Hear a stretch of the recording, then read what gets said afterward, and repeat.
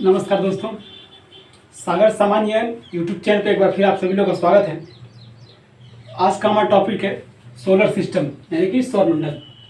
देखिए काफ़ी important geography काफ़ी इम्पोर्टेंट चैप्टर है और इस अध्याय में हम लोग सूर्य और उनके ग्रहों के विषय में अध्ययन करेंगे। ठीक है, और उम्मीद करेंगे कि इससे रिलेटेड जितने भी क्वेश्चन आते हों सबको मेकअप कर लिया जाए इस वीडियो में। ठीक है ना, तो आइए देखते हैं पहले सौरमंडल है क्या। सौरमंडल एक बहुत विस्तृत चीज है, लेकिन शॉर्टकट में समझते हैं सौरमंडल क्या है।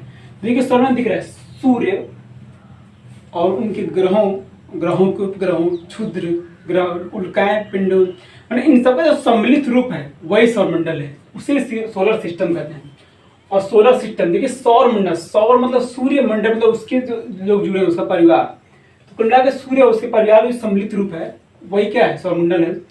सौरमंडल में सौर यानी सूर्य ही प्रधान होता है, क्योंकि बाकी सब इससे जुड़े लोग हैं, बाकी ग्रेविटी के वजह से सब जुड़े होते हैं। तो सूर्य इस सौरमंडल का प्रधान है। तो आइए सौरमंडल देखते हैं सूर्य क्या है। सबसे पहले सूर्य देख लेते हैं। तो सूर्य, अब देखिए सूर्य मंदाकिनी है। जैसे हम लोग किस मंदाकिनी में रहते हैं, क्वेश्चन पूछता है मंदाकिनी, हम किस मंदाकिनी में रहते हैं। आपको पता होगा कि मंदाकिनी हम दुग्ध मेखला मंदाकिनी में रहते हैं। ठीक है, दुग्ध मेखला, उसको इंग्लिश में मिल्की भी बोलते हैं। ठीक, तो दुग्ध मेखला जो मंदाकिनी है उसके बीचों बीच में सूर्य नहीं है, केंद्र में सूर्य नहीं है, केंद्र से थोड़ी दूरी पे है और केंद्र का एक चक्कर लगाता है। तो सबसे पहले यही देखते हैं कि सूर्य जो है, सूर्य का चाल क्या है, यानी गति कैसी इसकी। सबसे पहले सूर्य के चाल यानी सूर्य जो मंदाकिनी के चक्कर लगाता है वो किस गति से लगाता है। तो सबसे पहला है 250 किलोमीटर प्रति सेकेंड। जैसे आप मोटरसाइकिल चलाते हैं 120 किलोमीटर, लेकिन प्रति घंटा, एक घंटे में आप 120 किलोमीटर तय करते हैं। लेकिन इनका गति देखिए 250 250 किलोमीटर प्रति सेकेंड, एक सेकेंड में 250 किलोमीटर, कड़ाक से तुरंत आप यहाँ हैं, एक सेकेंड में 250 किलोमीटर पार, इतना तेज चलता है सूर्य। ठीक है, ये सब गति हो गया, चाल हो गया। लेकिन सर गति कैसा है, गति मतलब जैसे दक्षिणावर्त है, वामावर्त है, कैसा गति है, काफी पूछता है कि बताइए सूर्य की गति कैसी है। तो सूर्य की गति कैसा है, ये देखिए पूर्व से पश्चिम तक घूमता है, पूर्व से पश्चिम की तरफ घूमता है। इसी को हम क्या बोलते हैं, दक्षिणावर्त बोलते हैं। ठीक है, अब ध्यान देखिए क्लियर हो जाए क्या है दक्षिणावर्त। अब दक्षिणावर्त गति होती कैसी है, तो इसको हम बोलते हैं क्लॉकवाइज।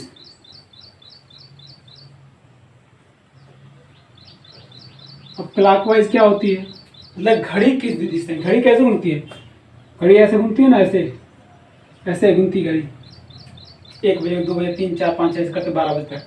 तो घड़ी की दिशा, घड़ी जैसे चलता है क्लॉकवाइज, वैसे सेम सूर्य की गति है। ठीक, क्लियर हुआ। यानी कि पूछे कि कैसा पूर्व से पश्चिम दिया तो आप ये लगाइए, दक्षिण और बामा और दिया तो ये रहेगा, नहीं तो इंग्लिश में क्लॉकवाइज है, यानी कि ये गति है। ठीक, ये सूर्य का गति है। तो सूर्य का गति है, आपको पता है कि सूर्य जो है खुद एक आग का गोला है, आग का गोला। ठीक है, इसमें ऊर्जा कैसे मिलता है, अरे तो इसमें ऊर्जा को मिलता कैसे है। ठीक, देखिए सबसे पहले गैस का, गैस का गोला है, सूर्य जो है क्या है, गैस का गोला है। अब क्या है इसमें, कौन कौन से गैस हैं, तो देखिए हाइड्रोजन, 71% केवल हाइड्रोजन ही है। अब पता है हाइड्रोजन बम बनता है इससे। देखिए हाइड्रोजन काफी पावरफुल होता है, हाइड्रोजन होता भले इसका परमाणु क्रमांक एक ही होता है लेकिन बहुत पावरफुल। तो हाइड्रोजन 71% होता है, और हीलियम He मतलब हीलियम होता है 26.5%। टोटल जो गैस में है उसमें से 71% हाइड्रोजन होता है, हीलियम 26.5% होता है। अदर जो गैस हैं, अदर गैस कितना होता है, 2.5%, 2.5% में अदर गैसें होती है। ठीक, ये क्वेश्चन पूछता है बताइए कि सूर्य में ऊर्जा, यानी ये तो गैस हो गया गैस, लेकिन सूर्य में ऊर्जा उत्पन्न कैसे होता है, किस क्रिया द्वारा सूर्य अपनी ऊर्जा बनाता है, या किस क्रिया द्वारा सूर्य में ऊर्जा का उत्पन्न होता है। तो देखिए नाभिकीय संलयन, नाभिकीय संलयन क्रिया,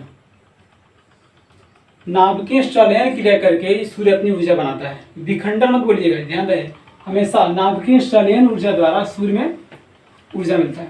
ठीक, इसमें होता क्या है कि इसमें चार हाइड्रोजन मिलकर चार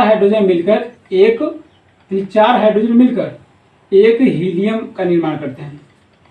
चार हाइड्रोजन मिलकर एक हीलियम का निर्माण करते हैं और यही इसी क्रिया द्वारा उसमें ऊर्जा उत्पन्न होता है।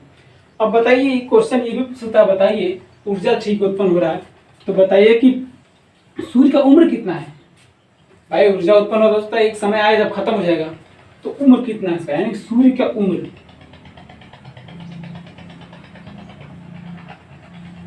सूर्य का उम्र कितना होगा, तो 5 बिलियन वर्ष होता है इसका उम्र। इसका उम्र जो कितना है, 5 बिलियन वर्ष, 5 बिलियन वर्ष। इतना सिंपल नहीं लिख रहे हैं 5 बिलियन वर्ष, तब तक शायद पृथ्वी न रहे। ठीक है, आप कहीं पृथ्वी कैसे नहीं, तो देखिए ग्लेशियर धीरे धीरे पिघल रहा, वायुमंडल में वातावरण काफी गर्म हो रहा है, पिघलेगा तो सब जल मग्न हो जाएगा सब चीज। एक बात कह रहे हैं शायद न रहे, लेकिन फिर भी 5 बिलियन बहुत होता है। सूर्य का उम्र कितना है, 5 बिलियन वर्ष। ठीक, क्लियर हुआ। आइए नेक्स्ट लेते हैं। अब सूर्य संबंधित क्या चीज है, अब देखिए, चलिए सूर्य भाई हमें क्या दे रहा है, सूर्य हमें प्रकाश देता है ना, तो प्रकाश संबंधित देख लेते हैं। अब देखिए,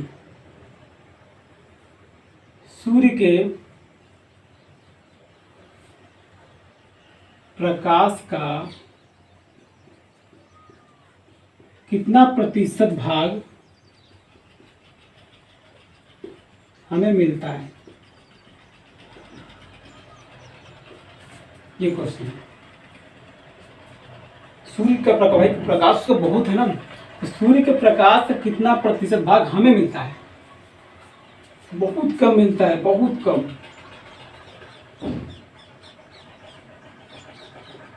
दो अरबों भाग, सूर्य का जो प्रकाश होता है 2 अरब भाग, यानी 2 अरब बार विखंडन है। जैसे आप रोटी को 2 भाग में बांटें तो आधा हो जाएगा, लेकिन ये 2 भाग नहीं, बिल्कुल 2 अरबों, बहुत मतलब बहुत कम हमें मिलता है। आप आधा प्रतिशत भी नहीं बोल सकते, इतना कम मिलता है, 2 अरब भाग। अब देखिए सूर्य का प्रकाश की बात है, तो सूर्य का प्रकाश हमें पृथ्वी तक आता ही होगा। सूर्य का प्रकाश हमें पृथ्वी तक आता है ना, तो कितना समय लगता है उसको आने में। देखिए सूर्य के प्रकाश को पृथ्वी तक आने में 8 मिनट 16 सेकेंड लगता है। ध्यान रखिए, कई बार एग्जाम पूछा, अक्सर पूछ ही लेता है, सूर्य के प्रकाश को पृथ्वी तक पहुंचने में कितना समय लगता है, 8 मिनट 16 सेकेंड। क्लियर हुआ। चलिए अब देखते हैं सूर्य के प्रकाश है, सूर्य का टेम्परेचर क्या है,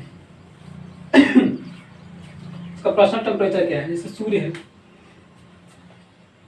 जैसे सूर्य है, ठीक। अब सूर्य का जो बाहर का टेम्परेचर, यानी ये जो टेम्परेचर होता है, ये 6000 डिग्री सेंटीग्रेड होता है। यानी पूछे कि सूर्य के बाहरी सतह का टेम्परेचर या तापमान कितना होता है, तो 6000 डिग्री सेंटीग्रेड होता है। लेकिन जो केंद्र होता है, केंद्र को हम क्या बोलते हैं, या तो कोर बोलते हैं ना, कोर या क्रोड पूछता है। सूर्य के आंतरिक भाग को क्या बोलते हैं, इनको तो कोर या क्रोड बोलते हैं, ठीक।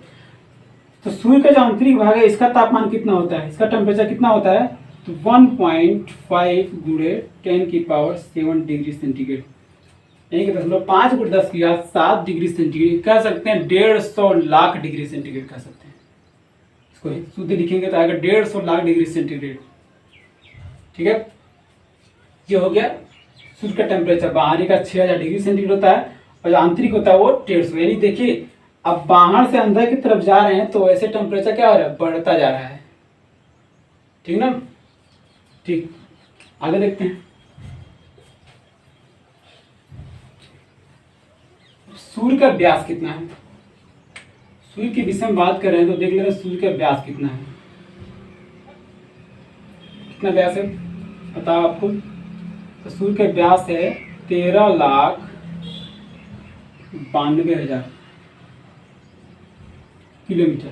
ठीक, सूर्य का व्यास 13,92,000 किलोमीटर है, जो कि पृथ्वी के कितना है, पूछते बताइए सूर्य का व्यास पृथ्वी के व्यास से कितना गुना अधिक है? तो 110 गुना।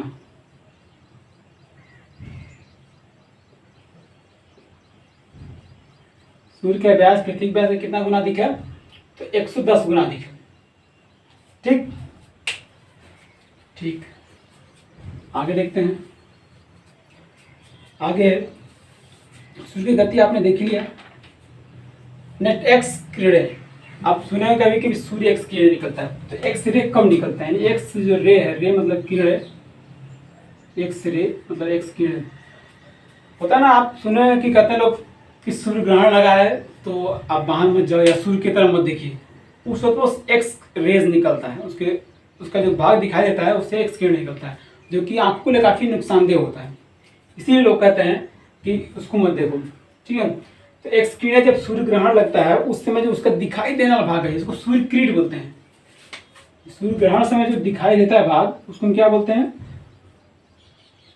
सूर्य किरीट बोलते हैं।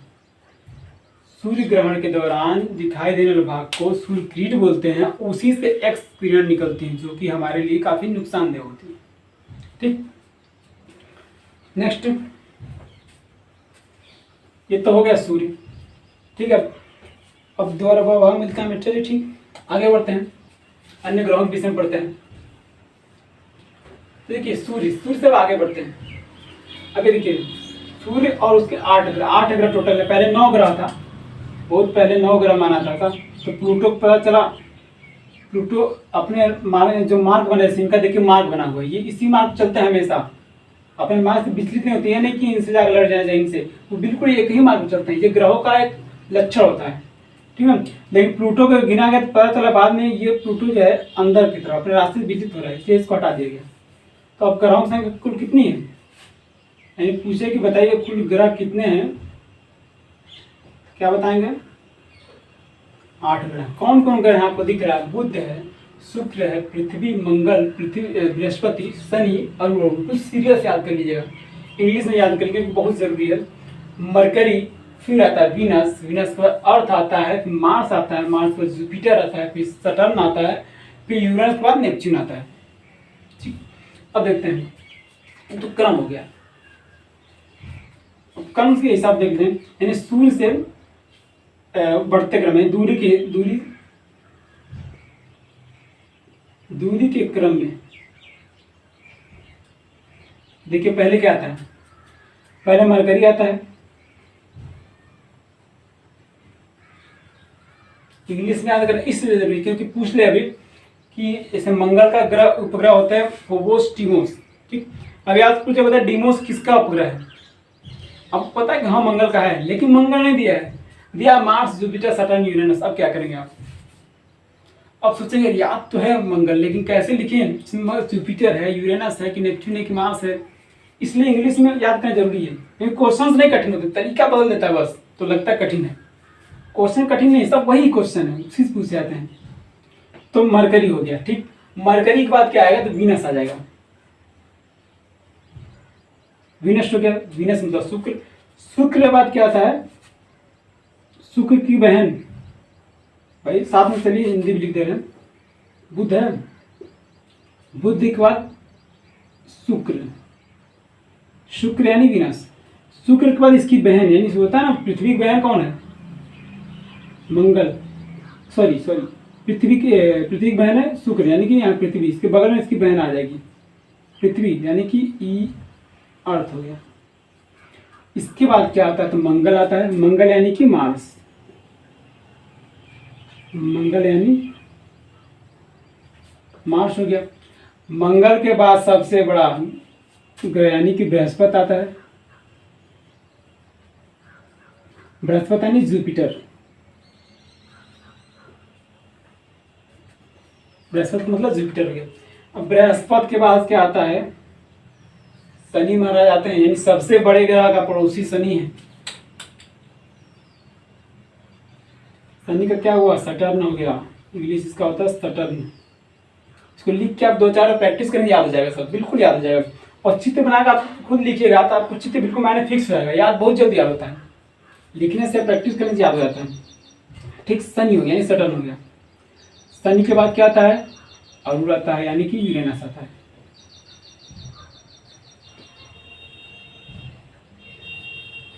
यूरेनस, अरुण के बाद वरुण, वरुण मतलब नेपच्यून। ये दूरी के क्रम से है, ठीक ठीक है ना, आप बिल्कुल इसको याद कर लीजिएगा। चलिए, जो दूरी क्रम हो गया, अब आते हैं इसको आकृति के आधार पर, यानी कौन बड़ा है कौन छोटा, यानी आकार के आधार पर देखते हैं। आकार के आधार पर ग्रहों का क्रम।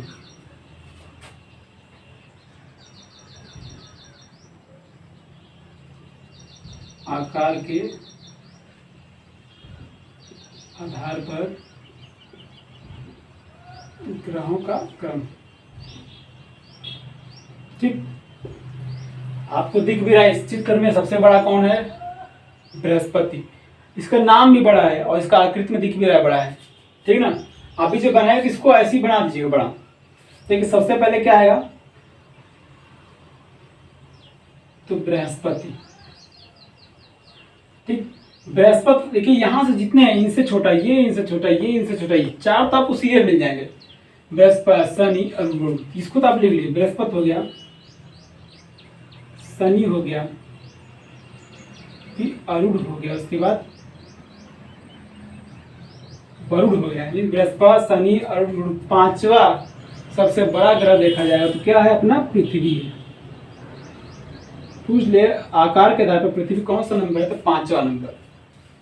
अब पांचवा नंबर आ गया तो इसके बाद कौन आएगा भाई, सेम आकृति सेम सब कुछ, बस जीवन यापन नहीं होता है, यानी पृथ्वी की बहन, जस्ट इसके बगल में इसकी बहन आ जाएगी, यानी कि शुक्र, ठीक। शुक्र के बाद क्या आएंगे भाई, देखिए पृथ्वी के बगल शुक्र आ गए, फिर इसके दूसरे बगल वाले मंगल आएंगे भैया। अब इसके बाद यानी कि शुक्र के बाद कौन है, मंगल। मंगल के बाद सबसे छोटा है, सूर्य के सबसे पास भी है, सबसे छोटा है बेचारा, मंगल के बाद बुध। बेचारा धूप पाते पाते बिल्कुल छोटा हो गया है। मंगल के बाद आता है बुध, ठीक है, क्रम हो गया। देखिए सीरियल यहीं से है, बृहस्पति, शनि और वरुण जाता है पृथ्वी, पृथ्वी के बाद उसकी बहन आती है शुक्र, शुक्र के बाद मंगल, मंगल के बाद बुध।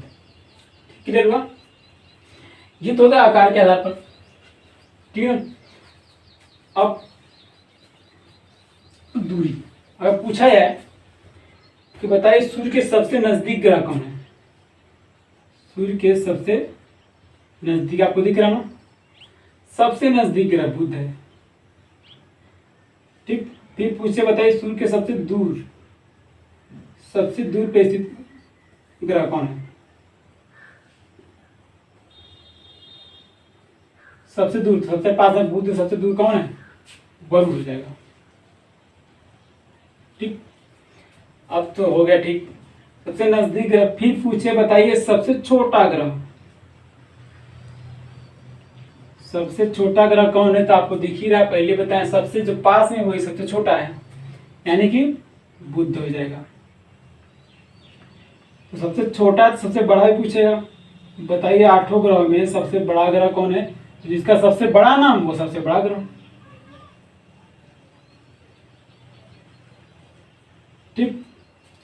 ये हो गया बृहस्पति सबसे बड़ा, यानी कि जुपिटर सबसे बड़ा ग्रह है। ये ग्रहों का आधार हो गया। आइए एक एक विषय में थोड़ा अध्ययन कर लेते हैं। बुध क्या है, बुध के विषय में, शुक्र के विषय में, ऐसे ही पढ़ते हैं थोड़ा सा क्रम वाइज।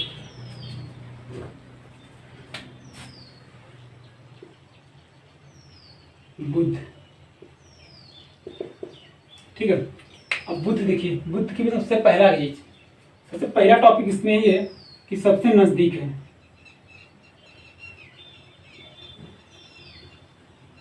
यानी सबसे नजदीक है, सूर्य के सबसे पास का ग्रह हो गया बुध, ठीक। दूसरा नंबर इसके विषय में कि सबसे छोटा ग्रह है, बुध सबसे छोटा ग्रह है। तीसरा नंबर इसके विषय में क्या है, इसका कोई उपग्रह ही नहीं है, इसका कोई उपग्रह नहीं है, ठीक। आप देखिए, और बुध के विषय में क्या हो सकता है भाई, बताइए आप लोग। कोई उपग्रह नहीं है, ठीक है।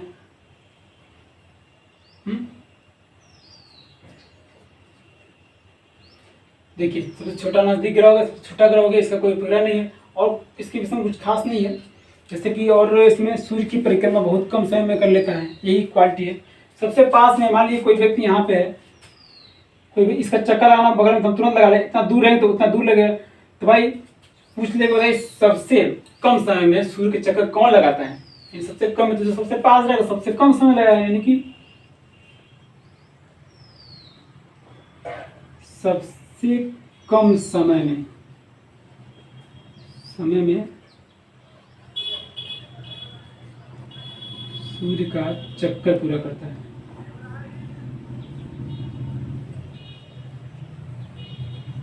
ठीक, ये होगा बुध। बुध के उसमें खास चीज नहीं, बस यही सबसे छोटा है और सबसे नजदीक है, सबको उपग्रह नहीं, ये दो चीज ध्यान देना है। ठीक, चलिए आगे देखते हैं। आगे बुध के बाद आता है शुक्र। शुक्र के विषय में क्या है,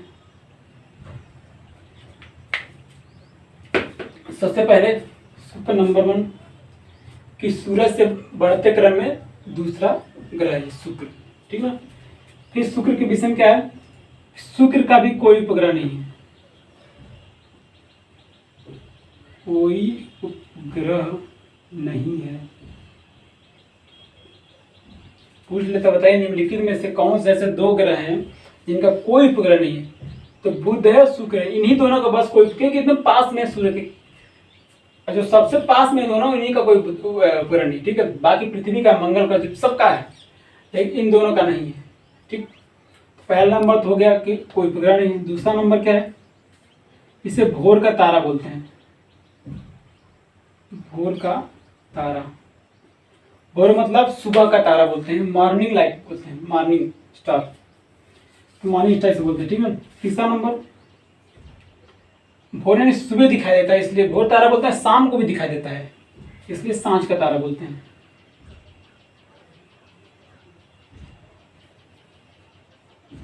शाम का तारा। ठीक, भोर का तारा हो गया, शाम का तारा, और सबसे अधिक चमकीला है। ठीक है, इसीलिए इसको चमकीला तारा ही बोलते हैं।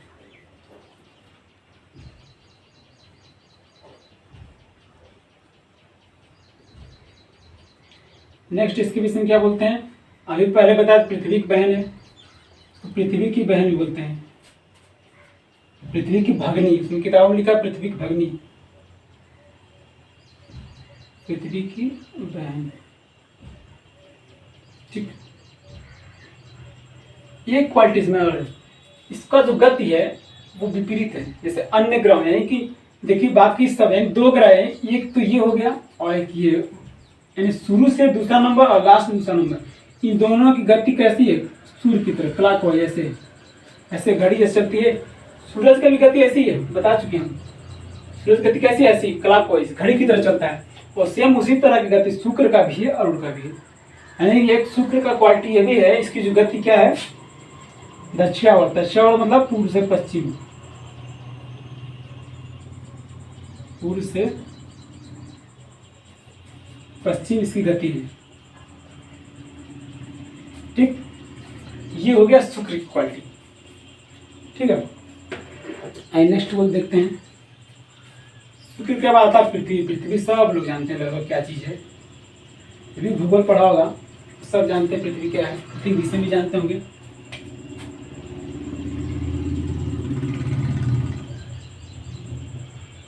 देखिए पृथ्वी क्या है, तो पृथ्वी सबसे पहले पृथ्वी क्या है, पृथ्वी एक ऐसा ग्रह है जिसपे जीवन यापन होता है। अब तक ज्ञात ग्रह में ऐसा एक ग्रह है जिसपे जीवन यापन होता है। ठीक है, पृथ्वी को क्या कहते हैं, नीला ग्रह कहते हैं। लिखेंगे पृथ्वी को नीला ग्रह कहते हैं तो बहुत शॉर्टकट में लिखिए, आजकल तो शॉर्टकट के जमाना है। तो पृथ्वी को क्या कहते हैं, नीला ग्रह। क्यों कहते हैं कि पानी की अधिकता, पानी की वजह से इसे नीला ग्रह कहते हैं। ठीक ना। दूसरा नंबर क्या है पृथ्वी विषय में, एक ऐसा ग्रह है जिसपे जीवन यापन होता है। ठीक, और पृथ्वी का उपग्रह, तो पृथ्वी का उपग्रह क्या है, तो पृथ्वी का उपग्रह क्या है, चंद्रमा। देखिए पृथ्वी विषय में थोड़ा बहुत बताएंगे इसमें, लेकिन पृथ्वी का स्पेशल वीडियो हम इसके बाद बनाएंगे, उसमें आप पूरी तरीके से पृथ्वी विषय में पढ़ सकते हैं। ठीक है, उपग्रह इसका क्या होगा, चंद्रमा हो गया। पृथ्वी का चाल कैसा है, जनरली जी पृथ्वी का गति कैसा है, चाल कैसा है, 29.8 है, लगभग 30 किलोमीटर प्रति सेकेंड, लगभग बता रहे हैं, लगभग 30 किलोमीटर प्रति सेकेंड इसका चाल है। ठीक, पृथ्वी अपने अक्ष पर कितना झुका हुआ है, मुझे पृथ्वी अपने अक्ष पर कितना झुका हुआ है, तो 23.5 डिग्री, पृथ्वी अपने अक्ष पर 23.5 डिग्री झुका हुआ है। ठीक, और फिर पृथ्वी के विषय बहुत कुछ है जो कि अगली वीडियो में हम आपको बताएंगे। ठीक, इसके बाद क्या है, इसके बाद पढ़ते हैं मंगल। एक चीज और इसमें देख लेते हैं, पृथ्वी की गति कैसा है, इस सबका गति पढ़े, इसका भी गति जैसे बता भी चुके हैं कि इन सब गति, खाली इन दोनों गति सूर्य की तरह, बाकी सब यानी इन दोनों की गति अगर क्लॉकवाइज है तो बाकी सब तो एंटी क्लॉकवाइज होंगे ना। एंटी क्लॉकवाइज मतलब वामावर्त,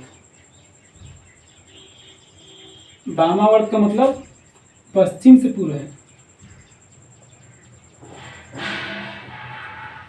पश्चिम से पूर्व इसकी गति है।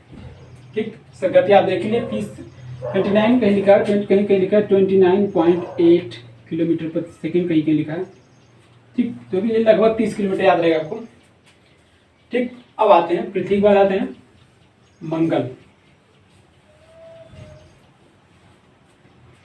मंगल का भी क्या क्वालिटी है,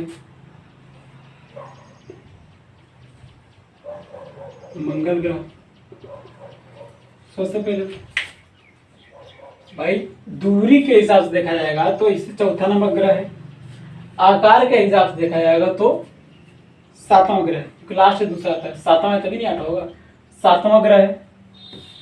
मंगल की क्वालिटी क्या है कि मंगल को लाल ग्रह कहते हैं, मंगल को लाल ग्रह कहते हैं। ठीक, नंबर 1 हो गया। और मंगल क्या कहते हैं, देखिए आयरन ऑक्साइड के कारण इसे लाल ग्रह कहते हैं। कुछ लोग बताइए लाल ग्रह इसे क्यों कहा जाता है, तो आयरन ऑक्साइड के कारण।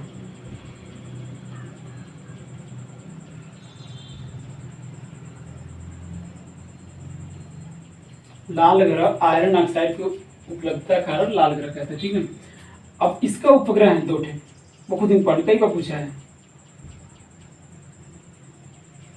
इसके उपग्रह की संख्या 2 है, 2 उपग्रह है, एक है फोबोस, एक डिमोस। एक फोबोस है और दूसरा क्या है, डिमोस है।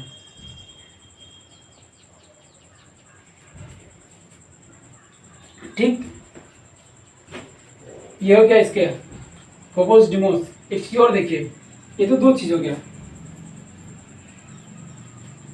एक पढ़ेंगे सौरमंडल सबसे ऊंचा ज्वालामुखी, सौरमंडल पूछ रहे हैं, सौरमंडल का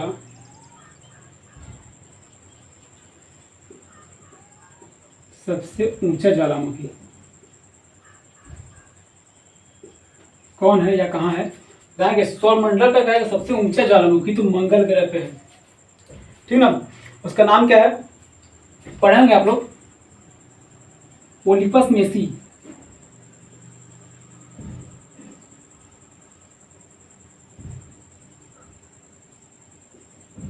ठीक, सौरमंडल का सबसे बड़ा ज्वालामुखी है, ओलिपस मेसी है, कहाँ पे है तो मंगल ग्रह पे है। ठीक है, ऐसी पर्वत भी है, सौरमंडल का सबसे ऊंचा पर्वत हो गया। दूसरा पूछा सौरमंडल सबसे ऊंचा पर्वत,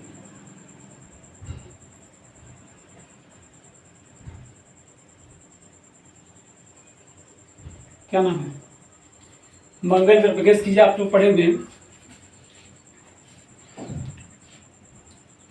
याद आया कुछ। सौरमंडल का सबसे ऊंचा पर्वत है निक्स ओलंपिया, निक्स ओलंपिया, ये सौरमंडल का सबसे ऊंचा पर्वत है निक्स ओलंपिया, जो कि मंगल ग्रह पे स्थित है। ठीक है, ये तो हो गया मंगल। अब आते हैं इसके बाद क्या है, कौन सा ग्रह है, बृहस्पति। तो बृहस्पति विषय देख लेते हैं।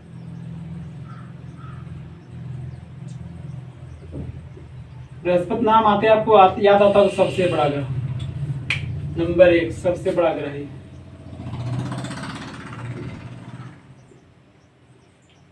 सबसे बड़ा ग्रह, ठीक। नंबर 2 क्या है इसके विषय में, इसकी क्वालिटी क्या है भाई। पहले इसमें क्या था, सर्वाधिक उपग्रह बृहस्पति थे, पहले हम याद करते थे, लेकिन अब ऐसा नहीं अब ऐसा नहीं है। देखिए बृहस्पति ग्रहों की संख्या कितनी, उपग्रहों की संख्या, ध्यान देखिए करंट भी, उपग्रहों की संख्या पहले आप पढ़ते थे 67 था, 67, लेकिन 12 नए मिले, 12 नए उपग्रह से खोजेंगे तो कितना हो गया, 79। यानी जब भी पूछेगा आप कि बृहस्पति की कुल ग्रहों की संख्या कितनी है तो 79 79 है। ध्यान बिल्कुल ध्यान दीजिए, बहुत इंपॉर्टेंट है। 12 नए मिले, अभी शनि के भी मिले, ठीक है। तो इसके उपग्रहों की संख्या कितनी होगी, 79। पूछता है कि उपग्रहों में सबसे बड़ा उपग्रह किसका है, सबसे बड़ा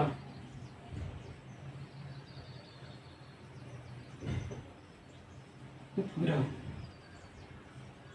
ठीक। यानी कि उपग्रह तो सबके पास है, बुध और शुक्र को छोड़कर उपग्रह सबके पास है। तो उपग्रहों में सबसे बड़ा उपग्रह कौन सा है, क्या हो जाएगा, ज्ञानमीड।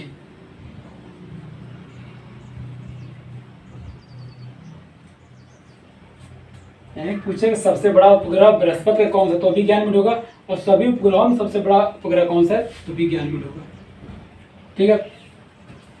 अब इससे में कुछ खास नहीं है, ज्ञानमीड। इसे सूर्य की चक्र लगाने में 12 साल लगता है, ठीक है। आगे नेक्स्ट देखते हैं, नेक्स्ट क्या है, सटर्न यानी शनि।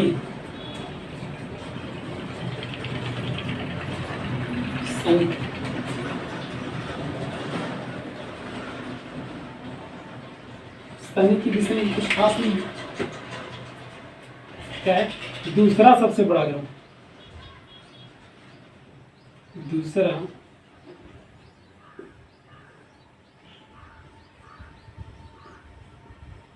नंबर, दूसरा सबसे बड़ा ग्रह है, ठीक है। अब इसके उपग्रह देख लीजिए, ये भी क्या, अगर ये पूछ ले क्वेश्चन बताइए किस ग्रह का उपग्रह संख्या सर्वाधिक है, तो यही रहेगा, उपग्रह की संख्या सर्वाधिक, यानी इसके पास जो है सर्वाधिक उपग्रह है। अब कितने हैं, तो देखिए पहले कितना था इसमें, इसके बाद 62 था, क्योंकि बाद में 20 नए खोजे गए हैं, ठीक है। टोटल कितना हो गया, 80 हो गए। तो सर्वाधिक उपग्रह की संख्या देखा जाएगा तो इसके पहले 62 था, ये कितना खोजा गया, 20 नए उपग्रह खोजेंगे, टोटल मिला कितना हो गया, 82। अब इसके ग्रह की संख्या कितना हो गया, 82। तो पूछेगा किस ग्रह के सर्वाधिक उपग्रह हैं, तो आप क्या बताएंगे, शनि। कितने ग्रह हैं, उपग्रह हैं, तो 82 उपग्रह, ठीक। शनि के विषय में और कि शनि का सबसे बड़ा उपग्रह देखा जाए, जैसे इसका सबसे बड़ा ग्रह गैनीमेड है, लेकिन पूरे सौरमंडल में सबसे बड़ा ग्रह है। अब तीसरा सबसे बड़ा इसका, शनि का सबसे बड़ा, सबसे बड़ा उपग्रह देखा क्या हो जाएगा, टाइटन। शनि का सबसे बड़ा उपग्रह जो है टाइटन है, जो कि सौरमंडल का दूसरा सबसे बड़ा उपग्रह है, ठीक है। इसके बाद और इसकी क्वालिटी क्या है, सबसे बड़ा उपग्रह तो टाइटन हो गया, ठीक। चौथा नंबर क्या हो जाएगा, इसकी विशेषता एक है, इस तरह वलय पाया जाता है, इस ग्रह पर वलय पाया जाता है।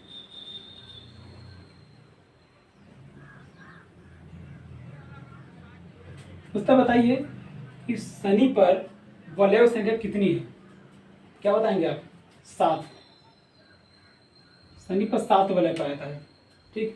अब पूछे बताइए शनि कौन सा ऐसा ग्रह है जिसपे वलय पाया जाता है, तो शनि भी है अरुण भी है, दोनों पाया जाता है, ठीक है। एक पूछेगा बताइए शनि पर वलय की संख्या कितनी है, तो 7 वलय है, ठीक। और इसके विषय में कुछ है वो देख लेते हैं। देखिए इसमें एक और क्वालिटी इसका पूछता है, ऐसा कौन सा ग्रह है जिसे पानी में रखने पर, ऐसा कौन सा ग्रह है जिसे पानी में रखने पर तैरने लगेगा। ठीक, तो कौन सा ग्रह है? शनि। क्यों तैरने लगेगा पूछ ले, बताइए क्यों तैरने लगेगा, रीजन क्या है? तो घनत्व तो कम होने के कारण, घनत्व तो कम होने के कारण। ठीक है, तो इसका घनत्व जल से भी घनत्व इसका कम होता है, इसलिए जल में तैरने लगेगा। ठीक, अब तो हो गया शनि। अब आते हैं अरुण जी के पास, अरुण यानी यूरेनस के पास।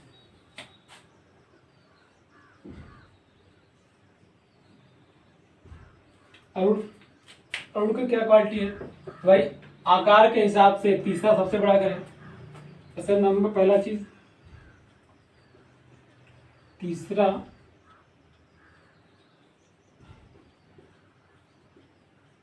सबसे बड़ा ग्रह है, पहला चीज। ठीक है, अब क्या है, आपको पहले बताया थे, शुरू से दूसरा ले लीजिए, अंत से दूसरा ले लीजिए, यानी कि अरुण अरुण इसका गति पृथ्वी की तरह है। यानी कि अगर पूछा अरुण का गति कितना है, चाल कैसी है इसकी, चाली चाल यानी गति, तो इसका भी क्या है, क्लॉकवाइज है। क्लॉकवाइज मतलब दक्षिणावर्त, दक्षिणावर्त मतलब पूर्व से पश्चिम, पूर्व से पश्चिम इसकी गति है, बोले तो क्लॉकवाइज। इससे घड़ी चलती है ऐसे। ठीक, ये हो गया इसकी गति। अब अरुण की क्वालिटी क्या है? इसे लेटा ग्रह भी कहते हैं। ठीक है, इसे हम तीसरा पूछते हैं, बताइए कौन सा ग्रह को लेटा, इतना लेटा हुआ है इसे लेटा ग्रह कहते हैं, इतना झुका हुआ है। यानी पूछे लेटा हुआ ग्रह किससे कहते हैं, तो आपका बताएंगे अरुण।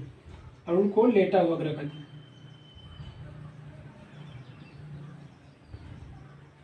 लेटा हुआ ग्रह कहते हैं। ठीक है, और अरुण की क्वालिटी क्या है? अरुण का सबसे बड़ा उपग्रह पूछेगा, इसका सबसे बड़ा उपग्रह,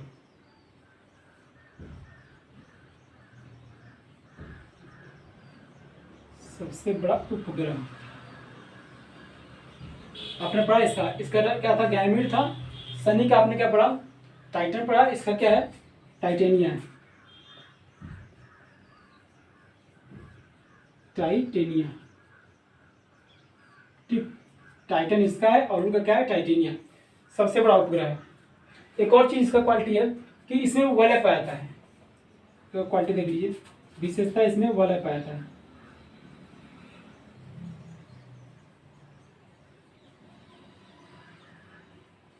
ठीक है, और वलय पाया था, तो वलय संख्या कितनी है भी पूछ सकता है। तो बताए अरुण पर वलय संख्या कितनी है, तो वलय संख्या कितनी है, 9 है।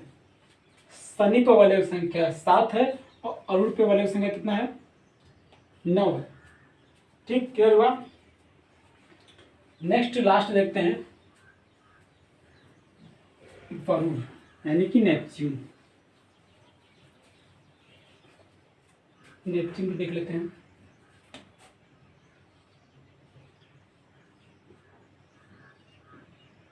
इसी क्वालिटी का है, तो आकार के आधार पर चौथा, यानी कि चौथा ग्रह,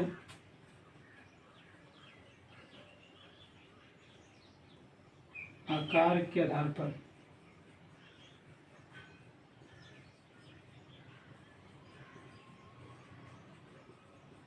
चौथा ग्रह। दूसरा चीज, सबसे दूर पूछे, सबसे दूर, तो सबसे दूर का ग्रह। ठीक है, सबसे दूर है। अब नेपच्यून, नेपच्यून का क्वालिटी क्या है बताइए, सोचिए आप। इसके चारों तरफ मीथेन का बादल पाया जाता है, जिसकी वजह से हरा दिखाई देता है। ठीक है, तो ये भी पूछता बताइए हरा ग्रह कौन है, गरुड़ है।